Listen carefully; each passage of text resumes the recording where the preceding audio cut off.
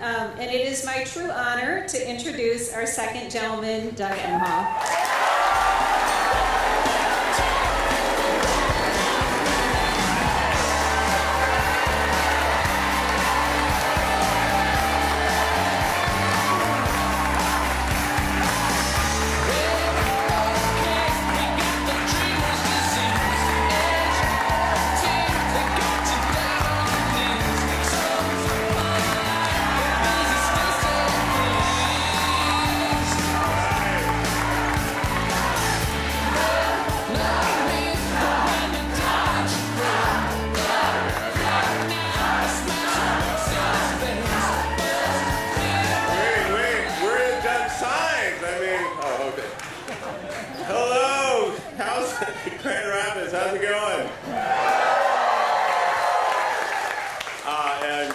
Jason, where are you? Thank you so much, and your family. Thank you for the painting. I'll bring that home to Kamala. She's going to love it. Thank you for that. Rep Skelton, thank you so much. You have an amazing rep here. Because I get to see her behind the scenes in D.C., and as great as she is here in your community, she's fantastic. Even when there's not a bunch of people and cameras around. So this is how great she is. And to my good friend, I have to call you the Honorable because she's here in her personal capacity to speak up for her friend, Kamala Harris. Gina, you're the best. Thank you for all you do. We got to know each other really well during this administration, and she is such a fantastic leader. I heard your speech. I'm fired up to do even more. Do something. All right. Well, this is my first public event after that amazing convention. So the adrenaline is finally back down, but I'm pumped up again. Walking in here and just hearing all the Kamala cheers and all this, so great. To be out here, and I've got two more states left today alone, and then another one tomorrow. Because you know, one of the few times I get to see my wife, she says, "Get out there, and we got to win this thing." Because she's just all about doing the work. It's all focus. It's all discipline. She's not getting too high because she knows we've got 68 days left, and every single minute, every single day counts, and I can kind of keep up with her watching, because I know she and Governor Walz were in Georgia yesterday and today doing the work. So she says hi though, by the way.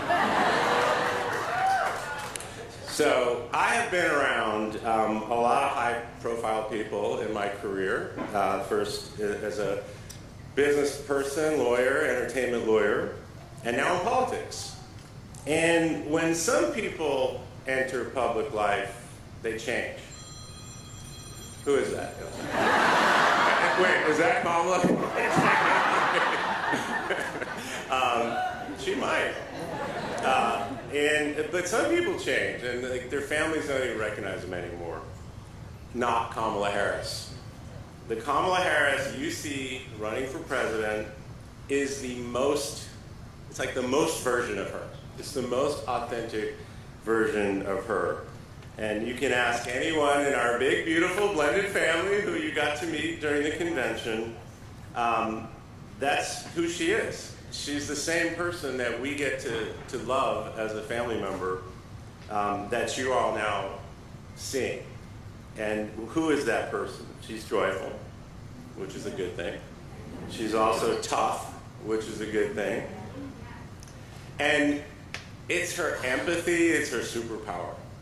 Her ability to understand what other people are going through, that is really her strength. And she's also someone who always steps up when she's needed. And now that the country, even the world, needed somebody to step into the void, step into the breach, Kamala Harris did that. And she did it in such an incredible way.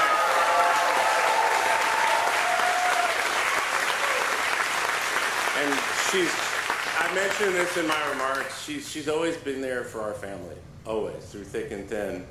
And now she's there for our country. And when the stakes are the highest, the expectations are highest, that's when she delivers in the biggest, best version of herself. So I'm so proud of her.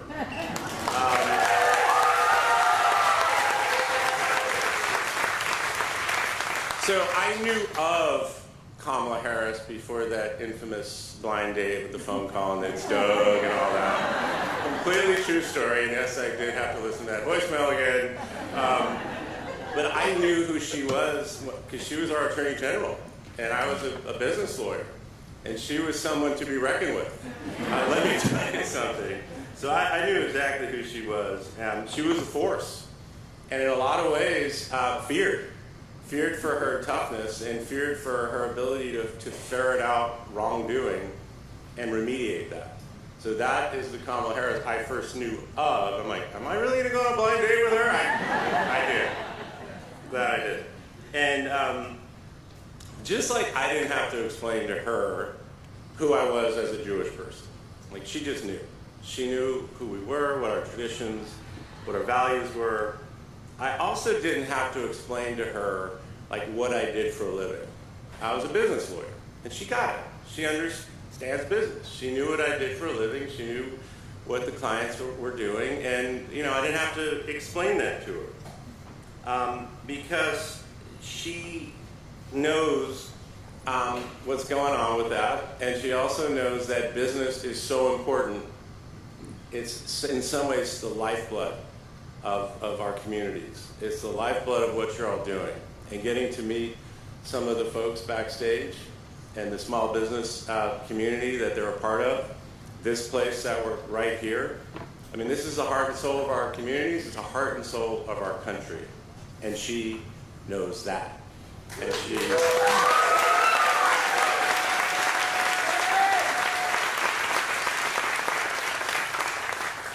And as I think you heard her say too, she approaches everything through the prism of you. In her entire career, she has had one client and one client only, us, the people.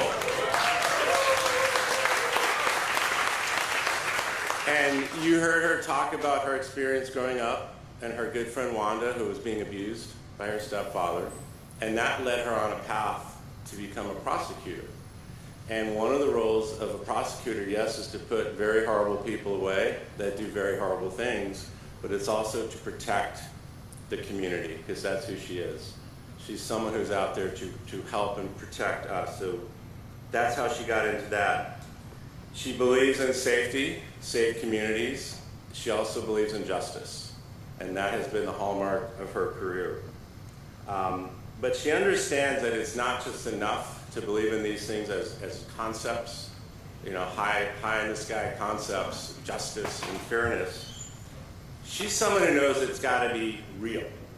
And she understands that she's got to use common sense. She's got to be pragmatic to solve these problems and to use the skill she has as use the skill she has as a first-rate trial lawyer and problem solver to solve these problems that face our country and face our world. That's how she comes at things. She talked about some of her accomplishments as a prosecutor. Again, this was to put very bad people away who did very horrible things, but it was also to give an opportunity to those who did not commit violent crimes, people who needed a way back into our communities and have a chance to succeed and thrive, again, for nonviolent offenders. And she had a program called Back on Track, and it worked. And one of the reasons for that was for the economy. Because if folks had a chance to get back into the communities, they're going to have jobs, they're going to pay taxes, they're going to help you grow your businesses. And that was one of the reasons for doing that. So that's a part of her pragmatic leadership, even when she was back in her prosecutor days. I got to know her as a citizen of California when she was our Attorney General. And she told the story about how she took on the big banks during the mortgage crisis. And she didn't do it only to get from 4 billion to 20 billion, although that was pretty amazing, and she held her ground.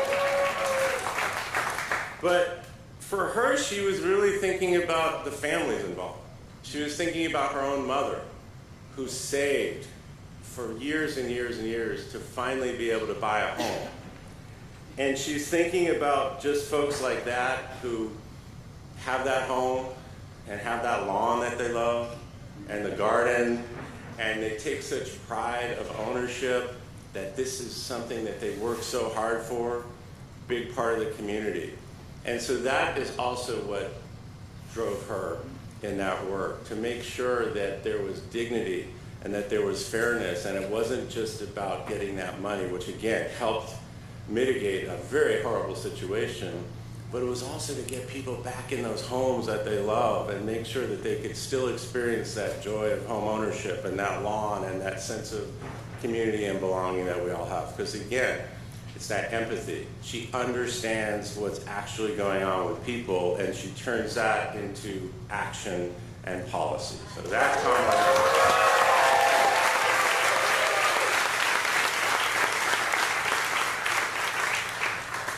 So this election could not be more clear. I've heard the other speakers, you've heard that. But it's really about who sees and understands voters, who gets it. And it's going to be won by the candidate who will actually make all of our lives better, not just the lives of a select few, right? And it's also going to represent what most of us want. Most of us in this country want what Kamala Harris and Tim Walz are talking about. Very few people want what Donald Trump and J.D. Vance are actually talking about. And again, look at Project 2025, listen to the words that they're saying. This is not anything that most people want. And don't be distracted by all the nonsense and the name calling and all the ridiculous BS, as I call it. Listen to what they're actually saying. Do you want to live in a world dictated by Project 2025? No. And the Dobbs decision? No. Well, that's where it would be heading. We don't want that. We want to have a great economy that focuses on all of us. We want to have clean air to breathe. We want less weapons of war on our streets that are killing young people in our schools. It's outrageous. And that's the world that we want, of freedom, a world that's forward-looking, not that's looking backwards. So that's why they are running. That's why they are doing as well as they are, because people are, it's resonating with not just Democrats. This message is resonating with all Americans. And as she said, and as Governor Walz has said, they will be president and vice president for each and every one of us, regardless of what community you're in.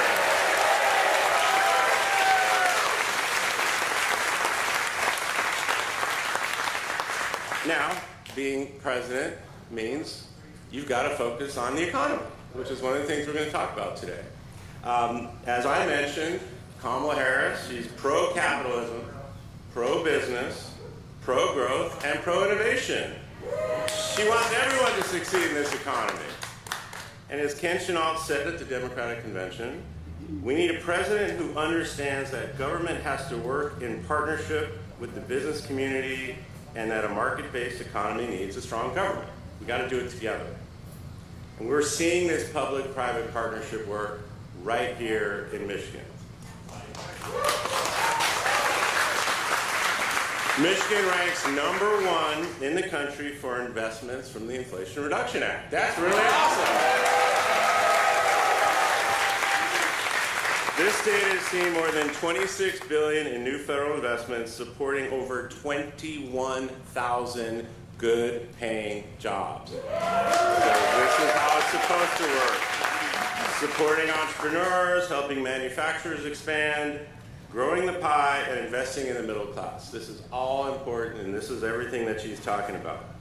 But just as in business, these goals are only practical if they come with trust and character. In this election, and on those measures, there is no contest.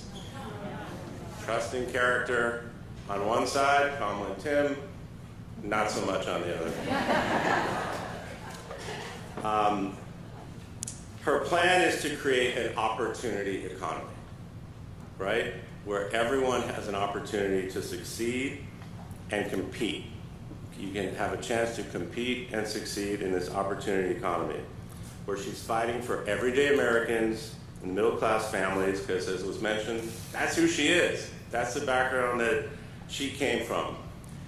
Now, in addition, we have to protect very core things that will be under attack. It's right there in Project 2025, such as protecting Social Security, protecting Medicare, and instead of cutting taxes for his billionaire buddies and the largest corporations, we've got to cut taxes for the rest of us, for the middle class.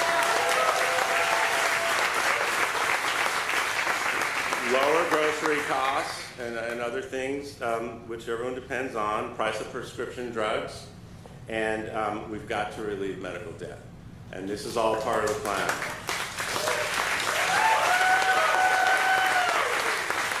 Now, it's all got to be fair. You know, see my earlier comments and her work as Attorney General and throughout. If it's not fair, there has to be consequence. So if opportunistic companies take advantage of a crisis to rip off customers, she's going to find them and she's going to stop it. That's what she's talking about. And that's what she's always done. Again, this is not ideological. If somebody's ripping us off, it's got to stop, and she's going to stop them. So that is part of her plan as well. It's not ideological, it's practical. Fairness is good for the economy. When she took on the big banks, it was because people were getting ripped off, plain and simple, losing their homes. And there needed to be a solution for that. When veterans and others were getting taken advantage of by for-profit college, she shut them down, plain and simple, because they were not providing an education and they were ripping off people who wanted to get ahead in life. I mean, that's what she did. So again, this common sense, see problem, solve problem. That is Kamala Harris. Hey, that's a pretty good slogan. Put that on the sign. And again, stark contrast to the other side. What is it? Cause problems. Don't solve problems. And what some of the things they're talking about is it's just sick. Like monitoring pregnancies and things like that. It is so far beyond the pale. Again, read what they're talking about. Listen. You know, Donald Trump, I want to punish women. I want to appoint justices that will overturn Roe v. Wade. He did it. I don't care what he's trying to say now and get out of it. He did it. And J.D. Vance, no exceptions, even for rape or incest. These are the people that we're talking about here. That's who they are. They can't get out of it. That's what they're trying to do. So again, contrast could not be more stark. Kamala Harris on the world stage. She's been vice president for almost 4 years. She already is a world leader. And let me tell you something, the seriousness, the toughness, the way that she was feared as Attorney General because she got stuff done and took care of major problems. Well, this is Kamala Harris on the world stage as well. Again, our family, we love her so much, and you see the smile and the joy, and yes, the laugh, which I love. But joyful warrior. The joyful part, but she is a warrior. As tough as they come. And I love, they kept playing those clips at the convention of her taking on the witnesses in the Senate Judiciary Committee. I mean, that's Kamala Harris. She never runs from a fight, and she knows the best way to deal with the cowards that she's dealing with is just to take them head on. Take them head on, because she knows cowards are weak, and Kamala Harris can smell weakness. She will always protect America, maintain the most lethal fighting force in the world, honor our commitments to our troops and our veterans and our allies. She has spent 4 years as vice president, as I mentioned. A lot of that time, you're in the Oval Office with the president, helping to make very important decisions. You're in the situation room dealing with lots of problems and world issues. She's been there for these 4 years and literally on the world stage over 20 plus times, traveling the world, making sure that America's interests are protected out there. Everywhere she goes, she meets with our active duty troops and makes sure that they know that we care about them each and every day.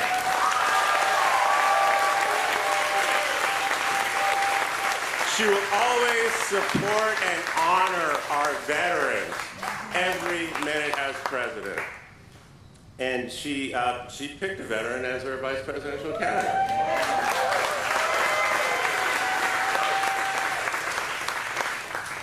She's ready to do this job. She is ready to be our leader, not just here domestically, but on the world stage. And she is ready. She'll be ready on day one when you elect her as our next president.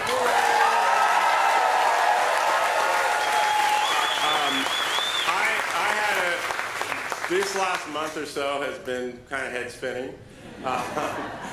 But think about it. I got to represent our country. President Biden sent me as head of a presidential delegation to Paris for the Olympics. So I was there for the last 4 or 5 days. I got to see our Team USA win several gold medals. Men's basketball, women's soccer. And what did I hear there? USA, USA, USA, USA. And I got back from Paris and regrouped and went, right to the convention. And there I am in Chicago. Thousands of people in the arena, and I'm sure millions around the country, around the world. And what did I hear? USA, USA. So USA. You can say it. And that's, I've been to a few Democratic conventions. That's not normally the soundtrack of a Democratic convention. But it was this year. And it was this year because of Kamala Harris. Because she showed everyone there that it doesn't matter what party you are to love your country, to be a patriot, to put the interests of other citizens before your own interests, to actually take that oath of office and honor it. And that's what she does, and I think she does it, and it comes through, and it gets people fired up because we love our country, and that's why we're doing this, because we love our country. She's going to bring joy to this work, and she's going to bring toughness to this work. She's not going to let anything affect her. It's all focus and discipline, which is a superpower for the next 60-some-odd days, which is the home stretch of this campaign to literally save our country.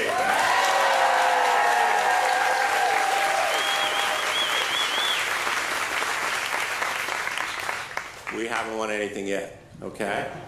So again, every time, the few times I get to talk to her, if I'm like, oh, there you go on TV, or did you see this? She's like, zip it. Get to work. Get out there and do everything you can to help us win. And I've been saying that's why I am out there. I'm crawling over shards of glass. I am knocking through every wall, every door. One, because I love her, but two, because I love my country.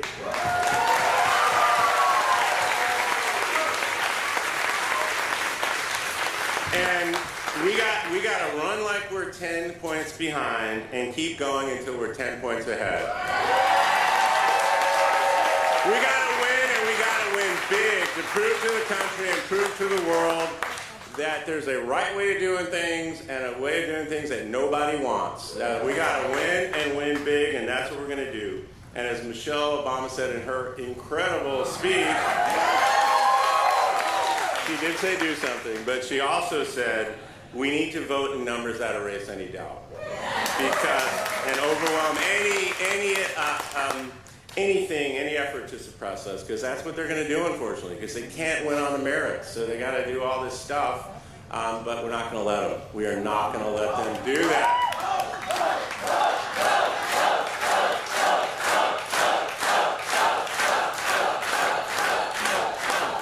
So we've got a big old map now, right? We've got Michigan.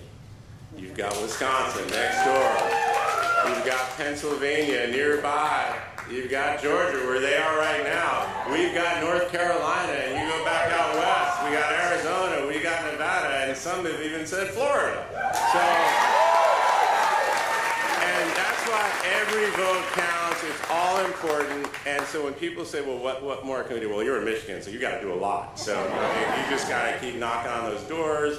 You got to keep going to the offices. You got to keep doing everything you've been doing here to make sure that we win this state. We have to win this state. And when you feel good about here, well, then just go to Wisconsin. Like, go out there too. And it's just make sure people are registered. Because I know this sounds so obvious, but you know, we don't have Schoolhouse Rock anymore, so we got to make sure people know that to vote, you got to register, and the rules are going to be different in every state.